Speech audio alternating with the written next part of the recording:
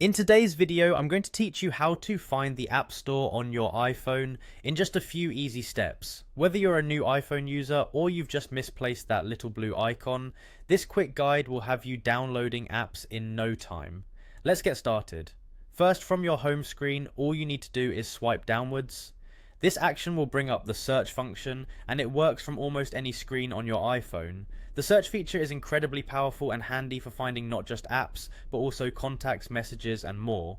Once you have your search bar open, simply type App Store into it.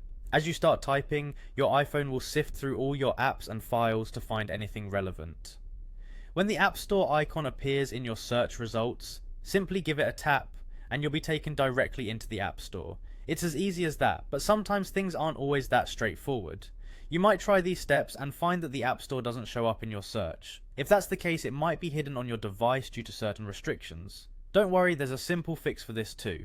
If you suspect the App Store might be hidden, open your iPhone settings. Once there, scroll down a bit and tap on Screen Time. Screen Time has a variety of functions to help you manage how you use your device, but right now we're interested in seeing if any restrictions could be hiding your apps.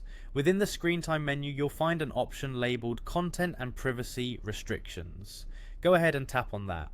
Now, this section houses all sorts of settings to help you manage what content and apps can be accessed on your device, so it's useful for parents and anyone who wants to keep certain features off limits.